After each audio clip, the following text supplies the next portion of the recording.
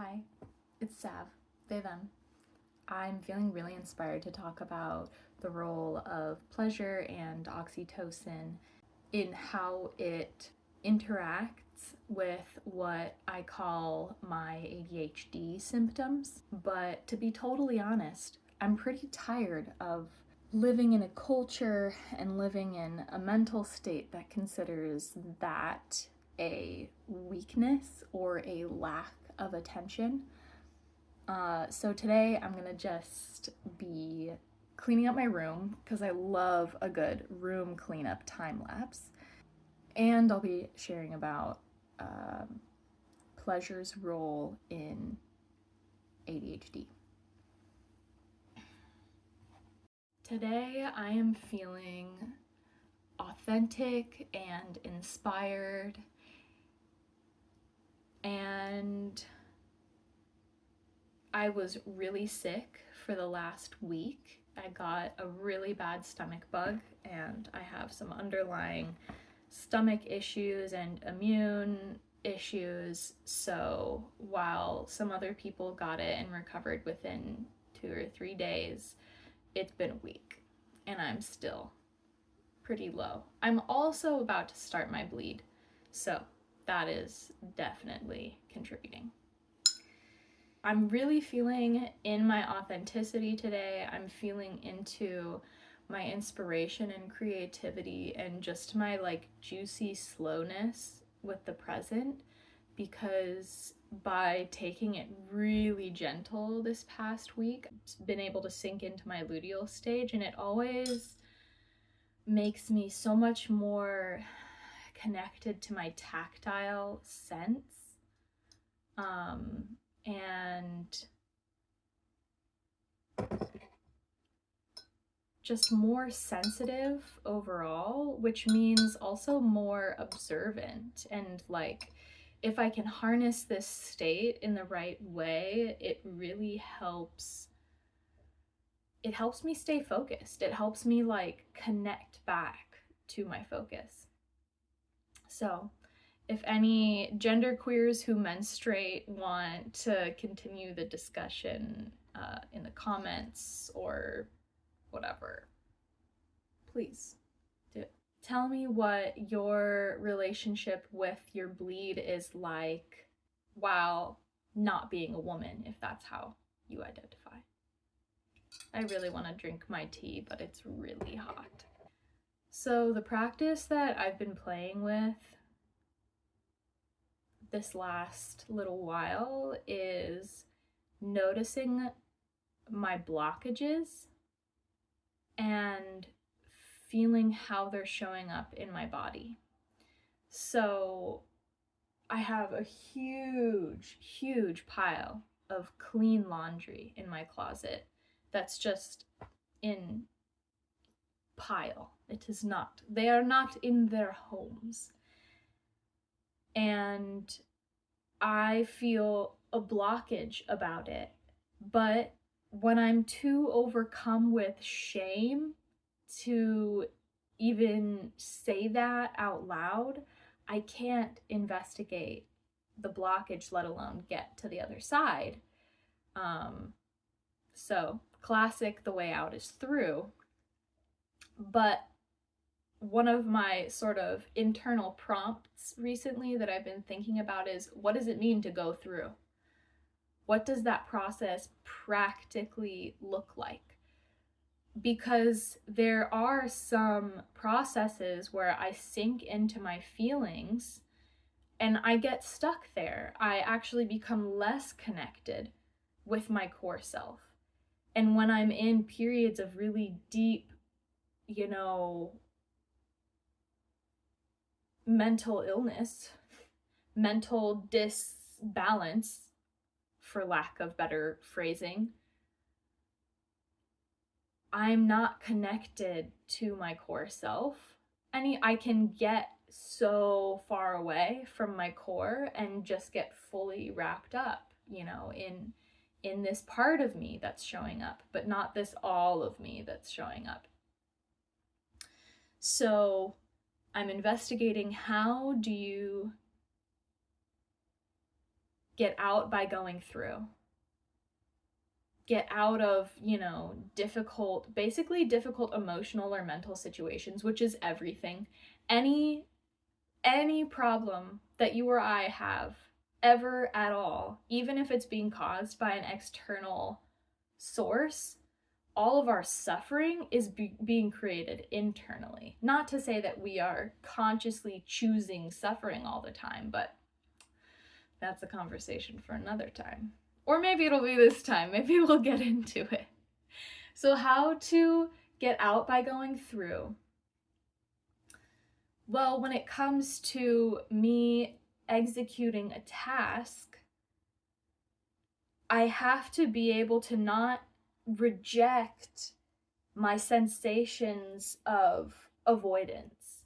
I have to look at the avoidance in the face, not with condemnation or judgment, but with openness to understand and curiosity.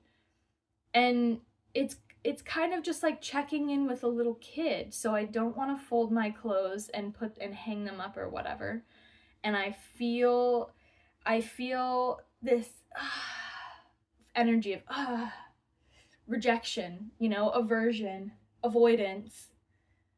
I want to create space between myself and that uncomfortable situation that this part of me is thinking is outside of me, but's actually happening inside of me. And so I have the avoidance, and then I go, oh, Sav, come on now, Sav. Come on, just, ugh. And I would say maybe 10% of the time, does that attitude work for me? And if I try and do it in situations that are inappropriate for me emotionally, I end up breaking my own trust, because really it's just a bunch of little guys in there. There's a bunch of little guys in there. Then they're little, they're young, is what I mean. So there's situations where it's appropriate to bulldoze over them and their feelings, especially when it comes to like my physical safety or something. But most of the time, if you have children or you interact with children on a regular basis, you know this is true, that just trying to control that small creature tends to result in them denying whatever you're trying to make them do, because no one wants to be forced to do anything. So it's same with the little guys in my head. I can only bulldoze over them so many times until they lash out and they go, what the hell, dude? Like, we're all a part of this system. I have my real concerns and my real feelings that even if they don't make sense to, in the grand scheme of things, like for that little part of me, that's the whole world, is just this discomfort or whatever. So I feel the rejection. If I'm not being mindful, I might knee-jerk reaction shame myself for aversion. But now we're subverting that, and we're just going to the aversion. And I go, okay, well, the fact of the matter is, I don't need, this isn't an emergency. I actually don't need to clean my clothes or pick up my clothes. It's actually not what is going to keep me alive in this moment. So I can just not do them. This is true. This is a true thing. And most of these things, most chores, you don't have to do them in order to stay alive at a very basic level. So for this part within me, I'm telling them, I'm not going to force you to do anything. Even though my ultimate goal is to clean up my clothes,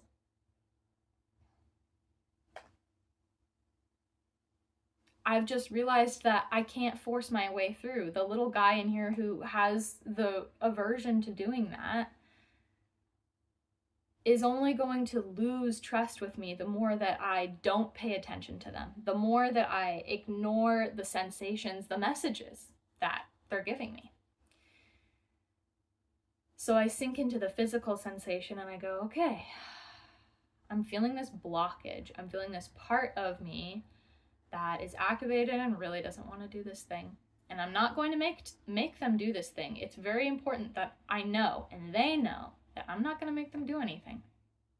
We don't actually have to do anything for our survival, because it should really only be for our survival that I'm forcing any of these little guys into uncomfortable or unhealthfully uncomfortable emotional states, right? Because growth is uncomfortable too. Now bear with me, because I know this is not the usual way of working with avoidance or with ADHD or focus or whatever, but there's a through line. So when I tap into my body and I tell this part of me, I tell this sensation of avoidance, yeah, I'm not going to make you do anything. I go, okay, I'm feeling the avoidance in my chest and my upper stomach. It kind of almost feels like it's pushing something down in my stomach. It almost feels like a thick wall around me that's keeping me kind of frozen up here, and my shoulders kind of feel, ugh, and I feel a little jumpy and shaky. I feel a little nauseous. I just like, okay, that's the sensation. Interesting. And I feel my feet, because bringing our awareness to the sensations in our feet literally helps ground our nervous system, literally helps tell our proprioception that we are in a physical space which is physically safe. So I bring my awareness of sensation to my feet.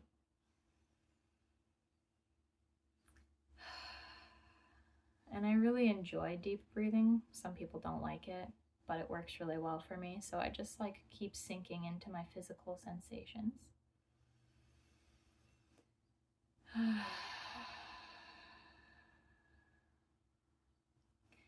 And it's really important here that I really truly believe that actually I don't have to do anything that I don't want to do, which is trust that's built up slowly over time. But it's small moments like this where trust with your body is built.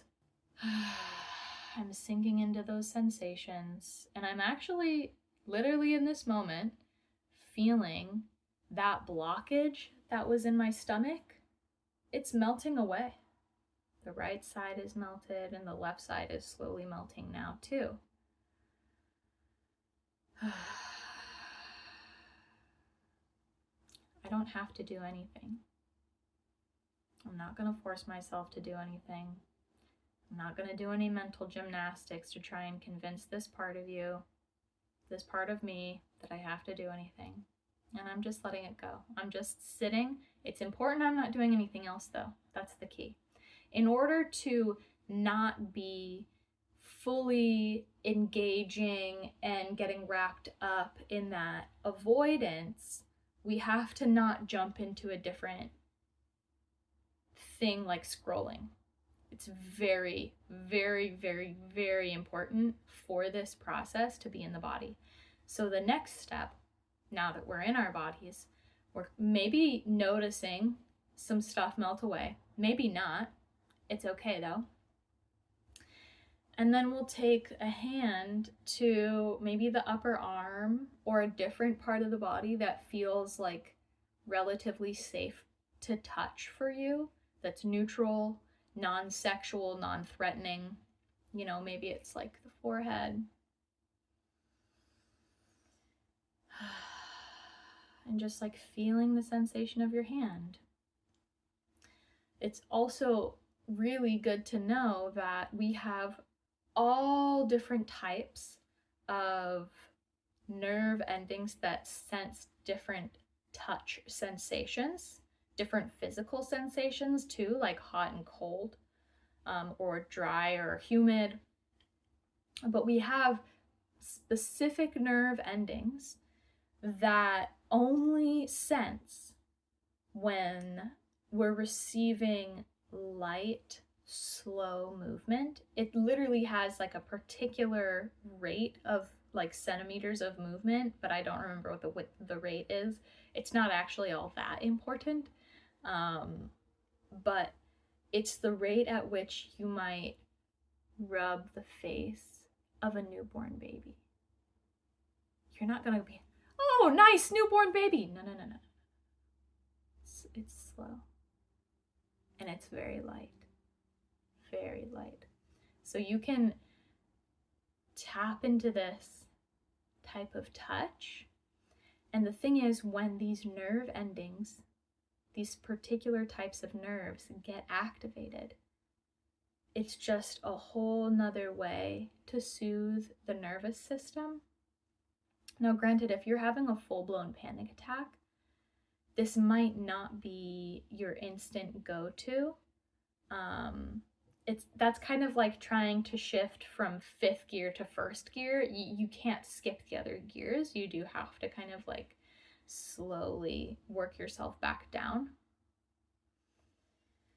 But in this state where I'm already kind of like avoidance, I'm not freaking out. I'm just like, duh, I don't want to frickin' do this. It's like, okay.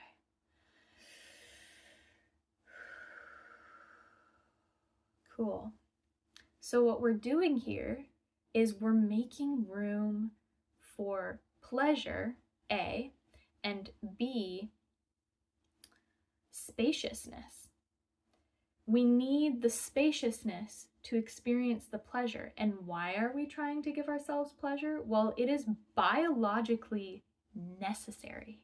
Our culture has sold us this lie that pleasure is purely dangerous and extravagant, and if you're pious enough, you won't really need pleasurable things. Pleasure is kind of like even the word pleasure, like it holds an ickiness inside of my word associations. It has kind of a shame associated with it.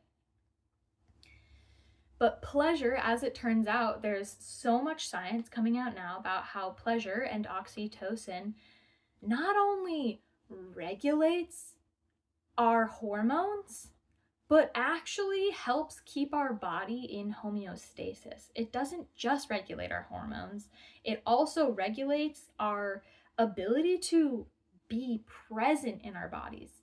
And if you're here, you probably agree that the present is the only thing that exists, the only place that we exist in, and therefore really the only thing worth paying attention to.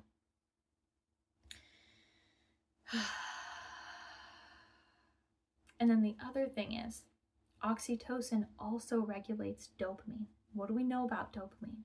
Dopamine regulation is the thing that people with ADHD struggle with, because we're meant to be doing different types of tasks, than what we're doing in our day-to-day life. There isn't as much novelty in this urban lifestyle as there is if you're living village lifestyle, if you're living a little bit closer to some actual dirt, actually hunting and tending to your own plants and things like that, foraging.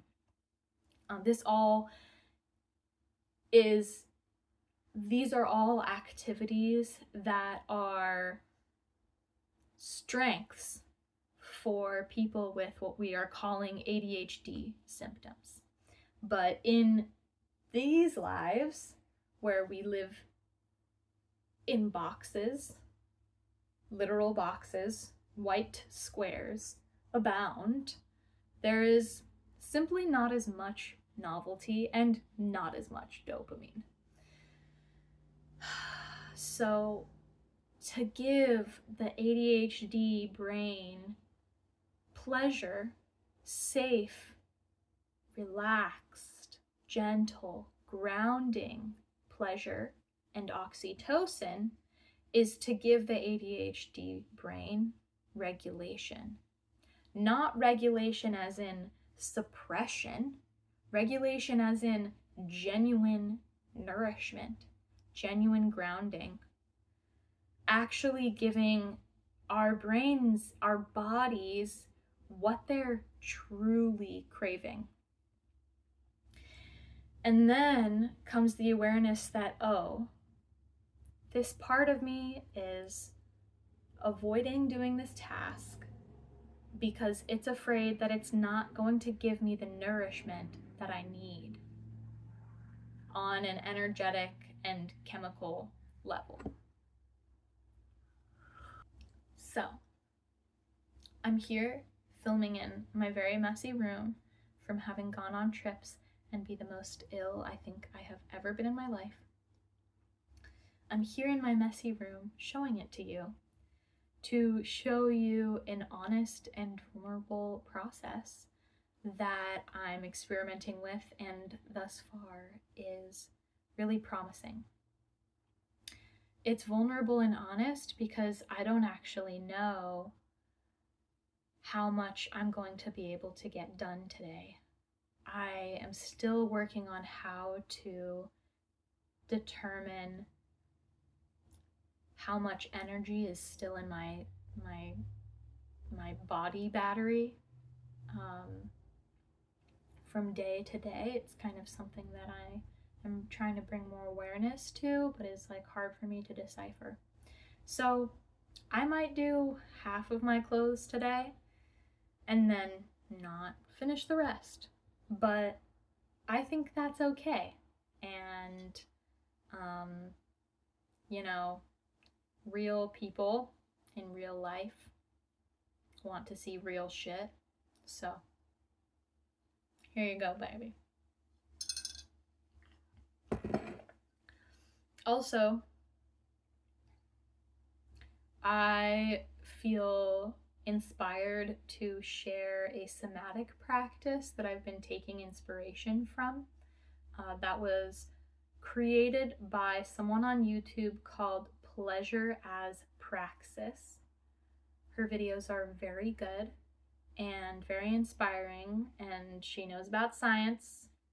So go watch her videos about how pleasure, is necessary for our health.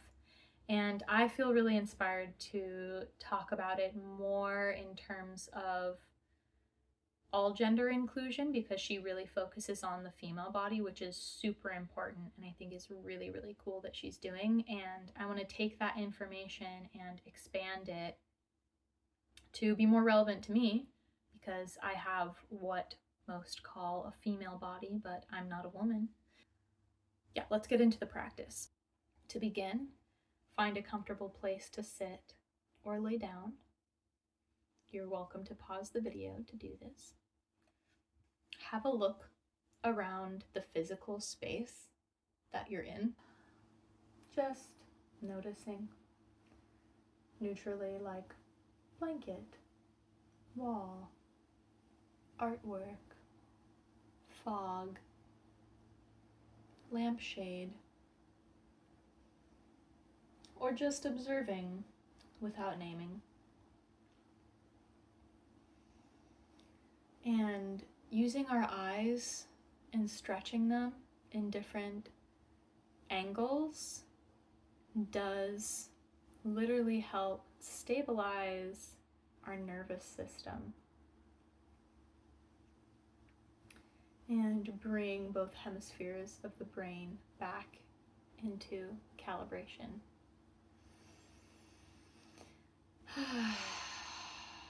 Now you're going to take one hand on your forehead and one hand to the base of the neck,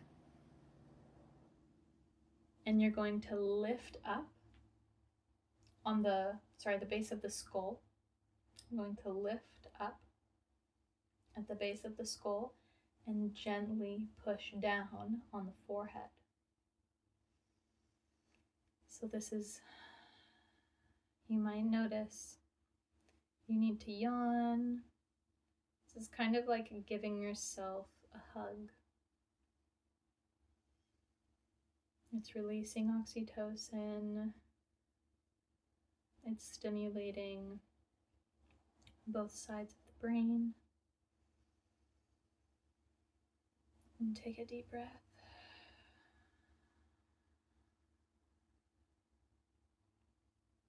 You can release.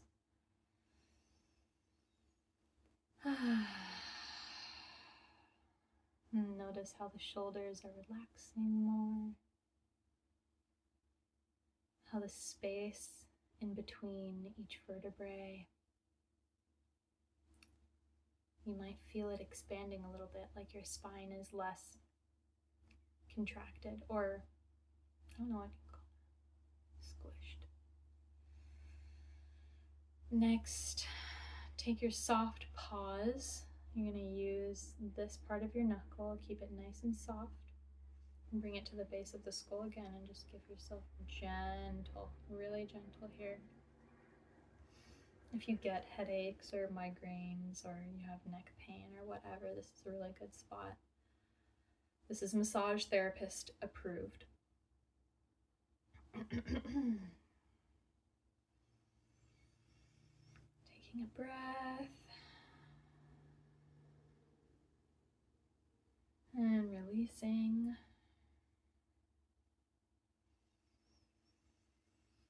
And then you're going to take one hand, one arm. This is going to be the arm that you're caressing. I like to start on the top of my arm because it feels less sensitive, but just slowly caressing the arm.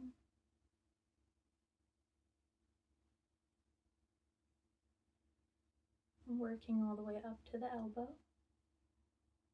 And there's no rush. Feel yourself just go nice and slow. You can flip your palm up to expose the underside of your forearm. Just gently caress. Notice whatever sensations are present.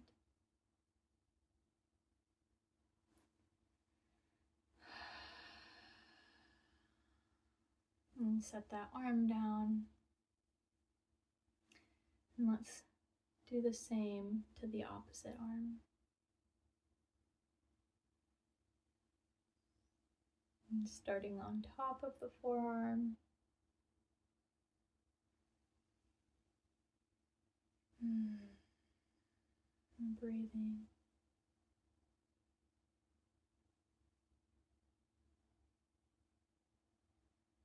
Flipping the forearm to expose the more sensitive underside.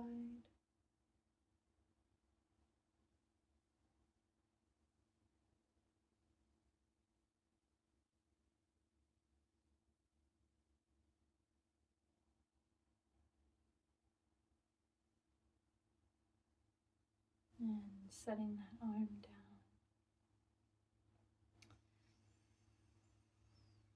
And taking a breath.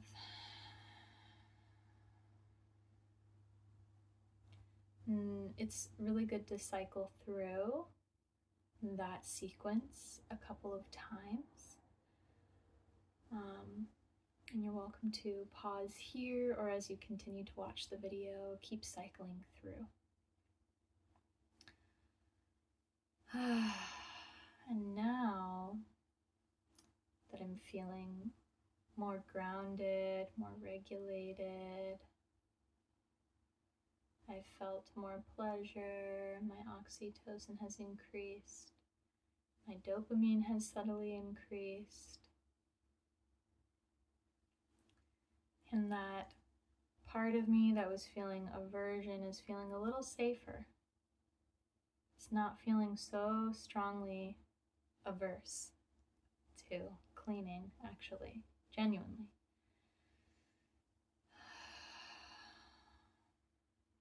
And so I'm going to start with something small, giving myself a small goal and telling myself, if I want, I can stop after this goal. Basically the just 5 minutes mindset. So I am literally going to start a timer for 5 minutes. I'm going to see what I can do. And then if I get tired of it after those 5 minutes, I can stop. I don't have to do any more work today. But I bet I know what's going to happen after I do it for 5 minutes.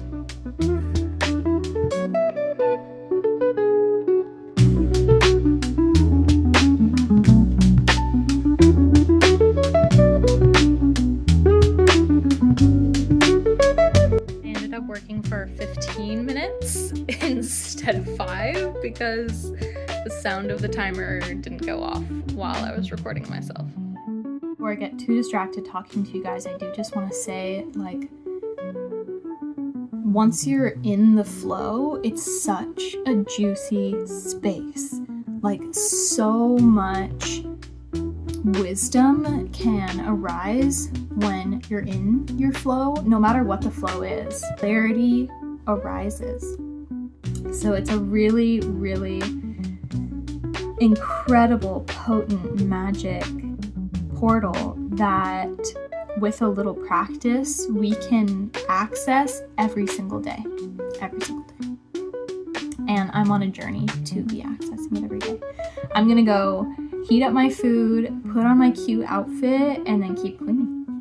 I also forgot to mention that the way that I'm adding novelty to my experience to help release more dopamine is by having some tea. Also, I definitely use sugary or sweet or just enjoyably tasting things to help me focus when I need like a little snack break. So, sugar is not evil. God created sugar. It has a very important role in our lives. A comfortable outfit with textures that I love and colors that make me feel good.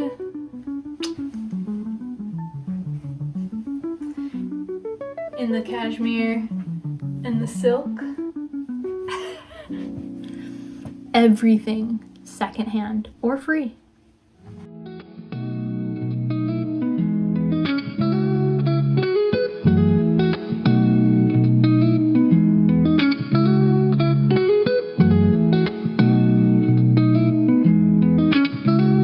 Okay, I finished my clothes.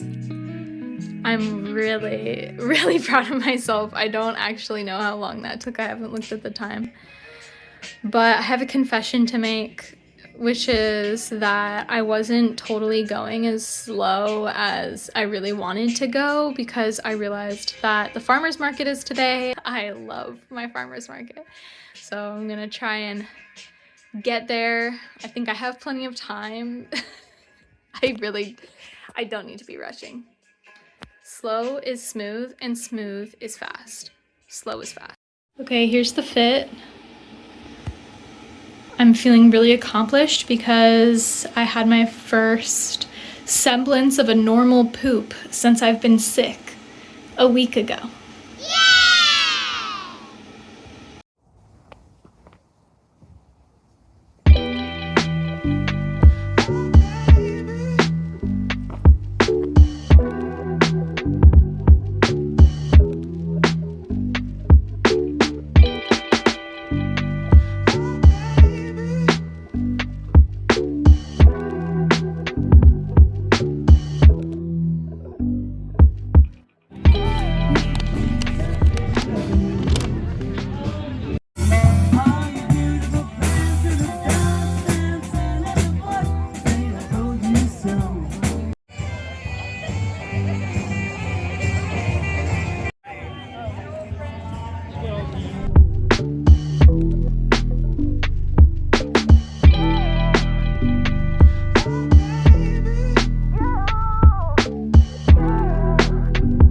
I just finished getting all my groceries and I'm on my bike ride back home now, but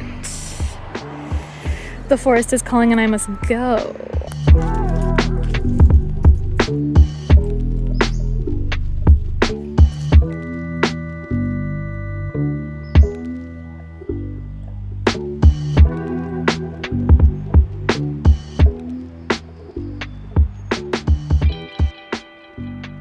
I just laid down. I'm gonna go put the food away and I'm gonna lay down for longer.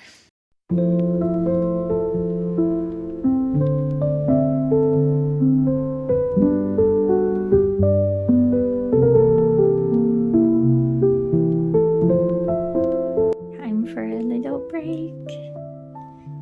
It's time for a little break. It's time. Like a supernova star, I'm going to listen to Erykah Badu and clean for 15 more minutes. I have yet another warm beverage. And this time it is mugwort and red clover tea, both of which I harvested myself. Clink!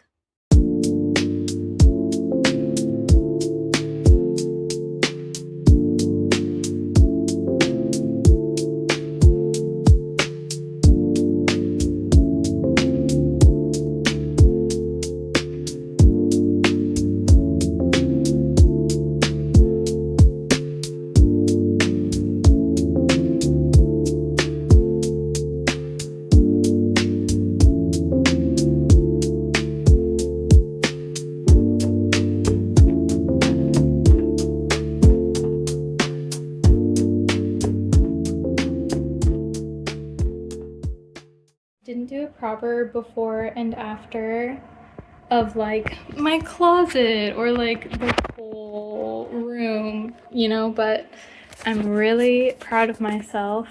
And I was too scared to take a before pic because I didn't know if I was gonna have enough energy to, or even like remember to take the after pic, because that's happened so many times. I feel that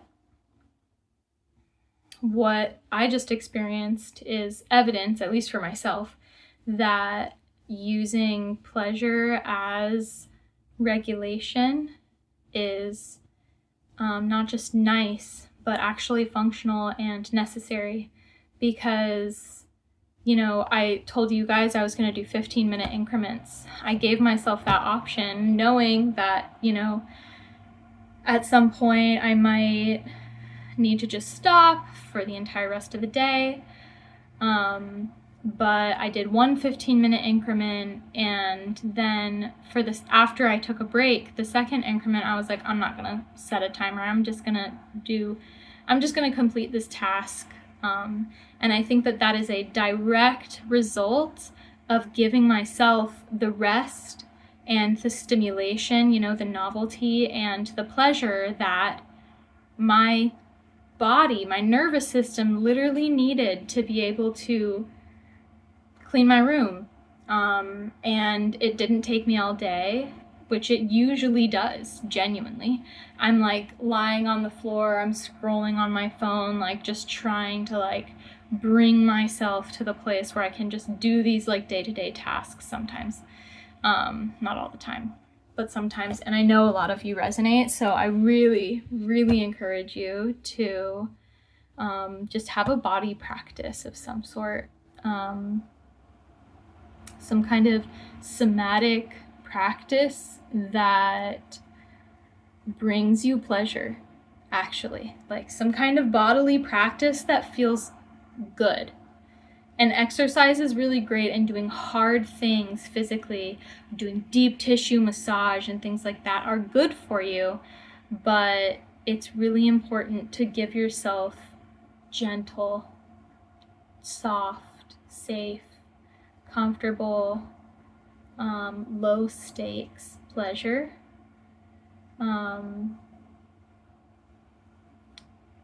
Because it brings our awareness back down to, you can literally hear my voice got deeper and gentler and more relaxed.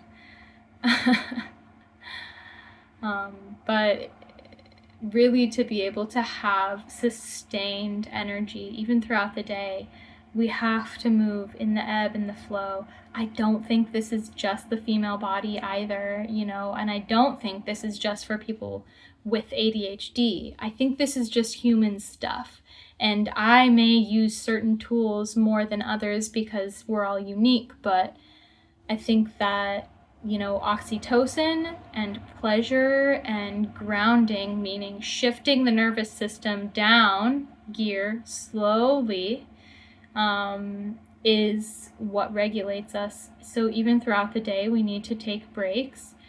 And by giving ourselves what we need in terms of the pleasure and the groundedness and the rest, we actually can have that sustained focus and interest.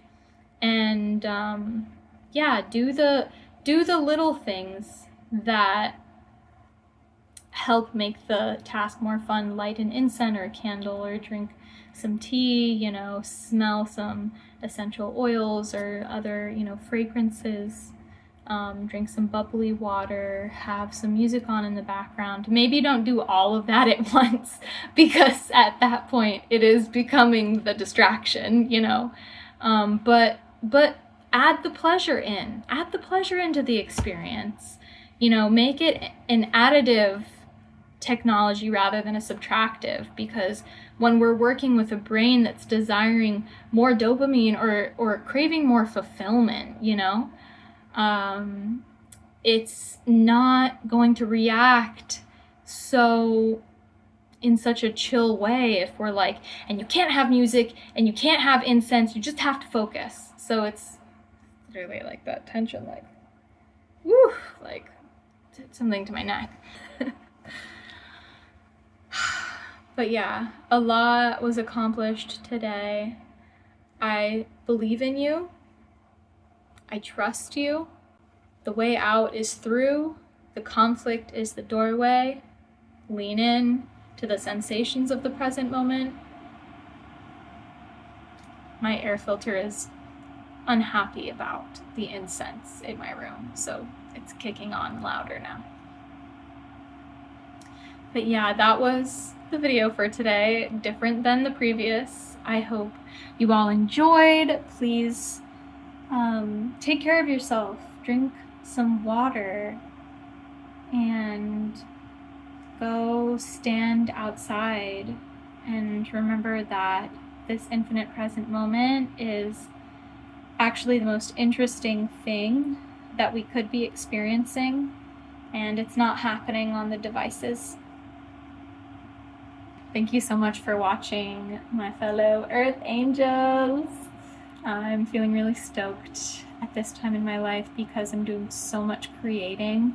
If you want to connect with me, my Linktree is in the various places that you would find it. I am a singer, I'm a songwriter, I'm a visual artist. I also do energy work and guided meditations, which is my main thing here on YouTube, and sound healings with intuitive voice. But I'm a multifaceted being, and if you're curious to see any more of my creations, or if you're curious about the book I'm writing on ritual and how important it is for humanity, check out my links in the places. I love you. See you in the next one.